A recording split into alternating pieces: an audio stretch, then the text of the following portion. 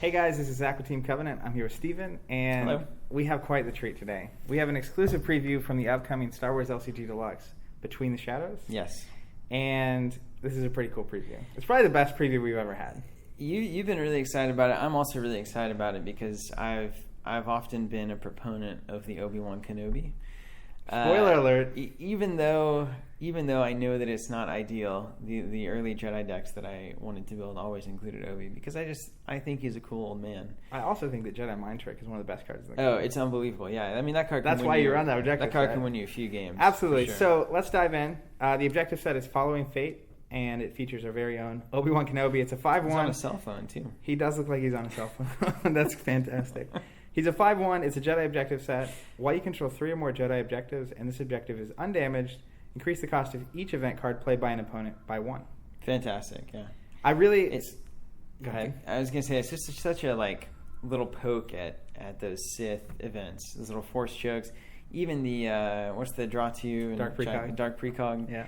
Those kinds of things. I mean, we just watched the Gen Con Nationals game, right? And Yep. and that was still alive and well. You had that kind of event, play going on, doing damage, triggering Vader, triggering Palpatine, those kinds of things. So to see that on both sides of the table, actually, on both dark side decks, it's like, well, here's something that will cause real problems for that deck. Yeah, a lot of the previews we've seen so far from Between the Shadows, it has this, it's what I call vertical design, where they're exploring new territory in the game without, necessarily... horizontal? Yeah, that's what I meant. Did I say vertical? Not vertical. It's specifically not vertical.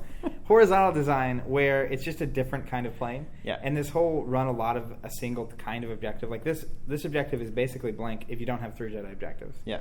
So that's really cool to me. And then it has this game change. It's a game changing effect. Yeah. Every affiliation has events that they're trying to play. I mean, a captured at 4 is no longer nearly as lethal, or a payout at 2 is just bad. So a force choke at 1, all those Sith events, I think this ability is well worth it. And, the dark side, especially early, doesn't want to attack. Yeah. So any objective that I feel like my opponent really has to attack, I love as light side. Because the more you have to attack with early, the less you have to block with, and so on and so on. And it feels very Obi-Wan as well, I must say. Like kind of that more defensive kind of, just... Controlling. Just Very don't- controlling. Yeah, just don't and that's touch what, me. pairing this with Secret of Yavin 4, where they attack this, you redirect, Oh, they yeah. can't damage it. Yeah. Like they cannot, until they get rid of Secret of Yavin 4, they can't damage it. It's So massive. it's very brutal. Huge bit of denial there. Yep. So that's a really good objective. Shall we get to the man himself in his full kind of Let's do it. meager yet proud movie pose there? Meager yet proud. Obi-Wan Kenobi is a 5-cost character, and he's a Force user. He's got 4 edge icons. He's got a unit damage, an objective damage, and a tactics icon all in black, and then he has the additional tactics in white. All in black, I edge like enabled. that. So it's very cool. He is elite, and he has 3 health. But he also has a very important interrupt, which is pretty much why you're going to be attracted to him. When a Force user unit you control is destroyed or sacrificed, that's important. Destroyed being one of the keywords there. Destroy a target unit that does not match its controller's affiliation card. This is the kind of heat I feel like that we have not seen, certainly from Obi-Wan before, but just a general kind of a game-changing effect that Obi-Wan comes on the board and all of a sudden the situation has changed. The things you block with, the things you attack with, the decisions that you make are drastically different now. Because you're sitting there, and most decks are going to be running an affiliation, 3 objectives or 4 objectives of that affiliation, and then 6 or 7 imported. And whenever... Or 8. Or 8, yeah. And whenever that happens, and the majority of your deck is now on point, teed up for this kind of an ability... Yeah, there's so much here, because this is the backwards version of what I was talking about earlier, which is running decks with this an all Jedi deck, right? To make your objective good. In the same way, we're seeing a lot of cards that penalize your opponent for not doing that. Right. So, the big deck, like the Gen Con deck that won Nationals this year, started Scum, ran, I think, 3 Scum objectives, and then 7 Sith. Mm-hmm. So all the neutrals and all the Sith guys are susceptible to this. And it also, just the ability itself is penalizing the, basically, controlling of units through damage, which is what Sith does. It's just really strong. Crazily flavorful, too. Yeah. Just it's that scene where Obi-Wan gets owned and then spirits away, kind of, to me, where it's like, Yeah, we'll lose some dudes, but it's gonna come back to bite you. Now, there are two things I want to point out here. I do not think he can trigger it when he dies. Yeah, there's not really a moribund thing. There's not a weird, like in Thrones, where there's that weird phase where a unit's somewhere. But the big limitation here is it's when a Force user is destroyed. And a lot of the characters you may be thinking about are probably Force sensitive, like the Jedi Guardians, the little one-cost guy, the Loyalist in Luke's objective set, and so on. There are actually very few Force users. There's obviously Luke, Obi-Wan, Yoda. There's I can't think of the name of the unit that comes in the original Obi-Wan's objective. The Jedi in Hiding? That's it, yeah, Jedi in Hiding. And then you also have like the Daughters of Alia and then the Godel Outcast. So there are very few. Those are all stars for this kind of an effect. Yeah, but I think that the knowledge and defense objective set with the Daughters of Alia goes very well with this. When they commit, they remove damage from objective, which could be good with his objective. Yeah. When they die, you get a sacrifice on opponent's unit. So this is a very, very powerful. So do we know have we seen this kind of an interrupt on a unit like that can destroy itself to do something? Is this are we for sure there's no like framework to allow Obi-Wan to do this ability? I don't know exactly. It's an interrupt, so that makes me think that it might be possible when he's destroyed to interrupt. But I'm pretty sure if he's gone, he's gone. Like you can't trigger things on a gone card. Cool. So I don't think he can trigger off himself, but that's a pretty even without that. I mean, those Jedi in Hiding and like the Daughters get supremely important, right? Yeah, because Jedi in Hiding, its big problem before is that it's 1 health. So phenomenal unit for 2 costs for 2 unit damage and objective damage, but then it just dies. Yeah. But now a huge penalty associated with killing them is pretty awesome. I love it. I mean, pay 1, force choke it, and then lose a guy? Yeah. No. This is a really cool form of control, and that's what I was talking about with horizontal design, where it's like it's backwards. It's not actively stopping someone from doing it. It's just penalizing you for doing the things that popular decks are wanting to do. And it's just kind of like Obi-Wan as the mother hen of all these Jedi running around, which is exactly as it should be. He is the mother hen. I especially like with Daughters because they come through with that focus.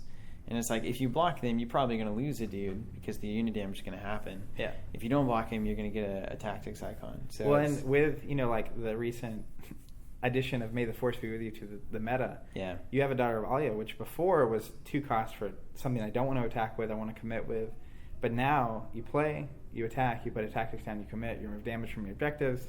Beautiful. And then it's like when you kill it, I get to sacrifice a guy. Like, that's just painful. Absurd. So, 2 thumbs up for old Obi-Wan Kenobi. Yeah. Next up, we have another unit, might be familiar.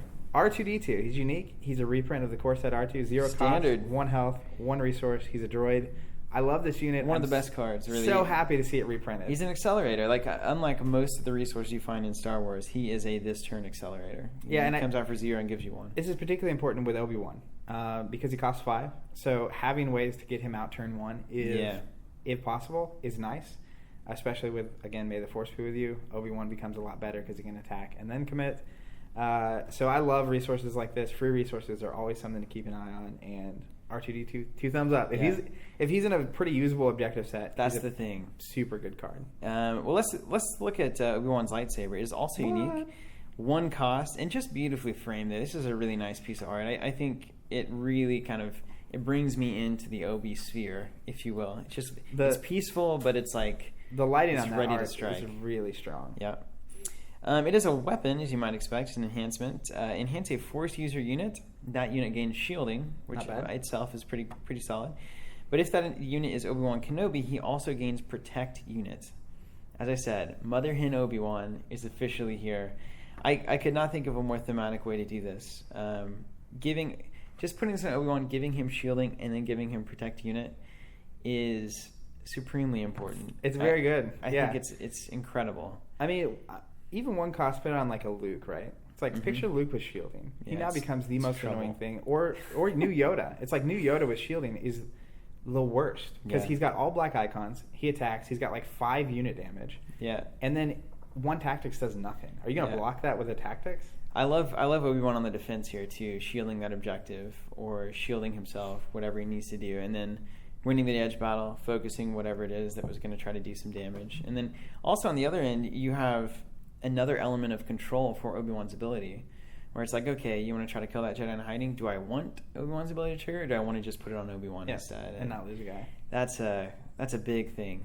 That's a big thing. I like it a lot. I mean, of the enhancements that go on characters, you have to be careful with enhancements because you put too many resources into a single guy, right? Yeah. And you have to have a Force user to play this, but protect is probably the keyword in the game. Like, yeah, and I don't know. I haven't really thought about it too much, but protect is probably the keyword. And this is certainly going to be in a deck with Force users aplenty. Yeah. I have to imagine because if you're running 2 Obi-Wan objectives, you're going to want to use that ability, which means you want Force users, and therefore you can protect them and all that kind of thing. Yeah.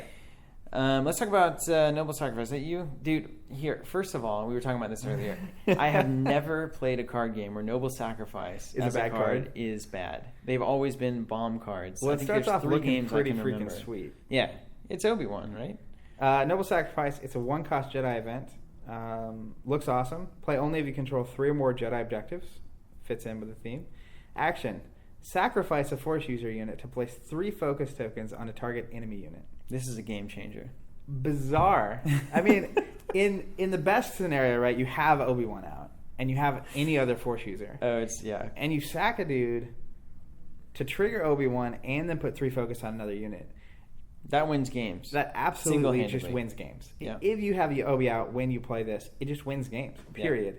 Yeah. You suddenly go from 2 lethal blockers, right? And it's just like, oh, I'll put 3 focus on Vader and I'll sacrifice Palpatine. Is Red 5 the Jedi X-Wing that just gets in there and does like 20 damage? It does 3. Yeah. So that's my brain immediately goes to like this kind of Jedi deck control, focusing things down. Cards like Noble Sacrifice that all of a sudden make this easy opening for you to then just plug in however much damage you want. It's going to be so good. Yeah, and I mean it's the same thing with like the newest Yoda where he's got all black icons, right? Yeah. So normally you might block thinking you can kill him. You sacrifice like a Godel, and then it's like, oh, Vader doesn't get a strike, and then I'm just going to kill you. Yeah. Man. Or anything. I mean, and 3 focus is enough to lock anything down. Seriously, for 2 turns. For a while. I mean, at least even an elite guy has 2 turns at that point. And the worst would probably be like a committed Vader or something striking, and then you put 3 on him. So then he's just buried, like, forever. So that's a really strong card. That's going to be a meta shaker. Yeah, when you have an event like this, if you're sacrificing a unit, you definitely want it to have an ability that's worthwhile, and that is bizarre good. Boy, pure Jedi deck gets some serious juice here. You could say that. And we finish off with a target opportunity. And, you know, it's really interesting. This is a fascinating call to me as far as what fate card you put in here. Because you wouldn't think it's target. Yeah, you would think it would be like a Seeds of Decay. You would think it's like a shielding or protection. Yep, totally. Something like that. But you put in target of opportunity, which to me may be a shift in design for this game. And getting away from the inherently super synergistic objective set, and instead, I mean, that's really something Jedi hasn't ever had. Yeah, just so we're aware. Yeah, but go ahead. But it's the idea of putting pieces in different objective sets that you might want. So I go to this objective set and I get a resource, I get an objective damage fate card, and then I get a couple of control-y protect like effects, right? Yeah. And then it's like and I get a denial objective set. It's kind of a lot of different themes that are somehow kind of being pushed together to make something that's cohesive, which this is.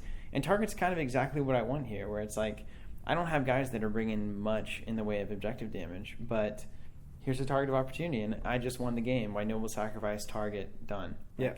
So I really think that I could not ask for more out of this objective set. I agree. As a player and as someone who's interested in the design of the game as much as the actual like implementation of the game. Yeah, I mean, this is just a really well-rounded objective set, right? Like, you get a good ability that turns off with damage, which is a huge, like, great balancing. Yeah. Like, if May the Force be with you had when it was damaged, it doesn't work, the power level goes way down. It's a huge balancing act. Yeah. You get a sweet and amazing unit in Obi-Wan. 5 costs for him, I don't think is overpaying at all. You get a resource that's also a unit, just in case, because sometimes you just need a unit to attack to dump a hand if it's bad. You get a solid... Yeah, you get a solid enhancement, and you get a solid event. Like, and an edge card that's worthwhile. So it's just a very... It's not like... It's not May the Force be with you, right? Yeah. Where it's just so obviously good that you have to run this thing, as much as it's just all good cards. And I think the longer Star Wars goes on, the more options we have. You have those objective sets that have 1 or 2 questionable cards. Yeah. And, like, before, when the game was young, 2 questionable cards was okay. It's like, well, I mean, what else are you going to run? Yeah. But now there's too many good cards to have questionable options. And I mean, you run 2 of these, and 2 of 10 cards are units.